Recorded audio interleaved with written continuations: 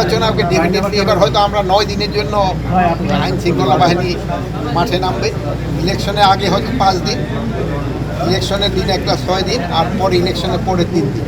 এটাও অবশ্য নির্ভর করে ইলেকশন কমিশনের উপরেও, তাদের সাথে আলোচনা করতে পারে। আমরা প্রপোজাল দিচ্ছি 9 দিনের জন্য।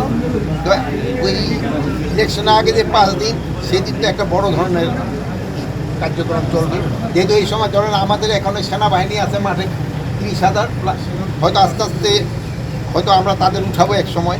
আর এরপরে ওই সময় আমরা প্রায় 1 লাখের মতো সেনাবাহিনী, প্রায় 1,50,000-এর মতো আমাদের, 35,000-এর মতো আমাদের বিজিবি থাকবে, প্রায় নেভি থাকবে প্রায় 5,000-এর মতো, কোস্টগার্ড থাকবে প্রায় 4,000-এর মতো, র্যাক থাকবে প্রায় 8,000-এর মতো, প্লাস আনসার থাকবে প্রায় 5.5 লাখ টাকার মতো।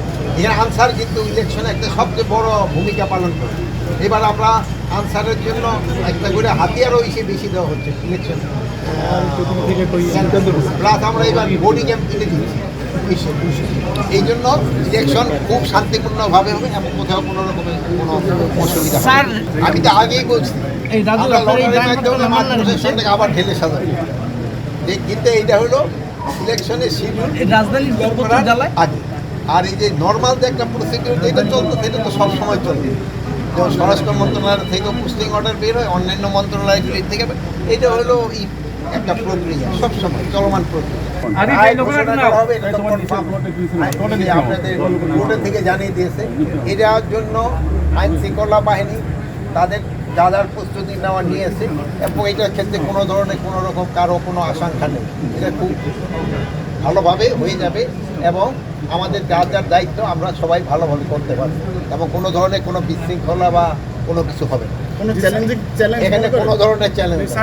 আর আরেকটা আপনি প্রশ্ন করছিলেন নির্বাচন, নির্বাচনটা হবে ডিসেম্বর না, এটা হবে ফেব্রুয়ারিতে নির্বাচনের ডেটটা ডিক্লেয়ার করে ইলেকশন কমিশন, বাট এটা ফার্স্ট উইক মানে ফেব্রুয়ারির প্রথম দিকতে হবে, রোজার আগে হবে ডেটটা হয়তো ইলেকশন কমিশন। বাট এই জন্য আমাদের যা যা প্রস্তুতি নেওয়ার দরকার আমরা এটা নিয়ে নিচ্ছি, এবং প্রস্তুতি চলতেছে। আপনারা জানেন যে আমাদের প্রশিক্ষণও চলতেছে।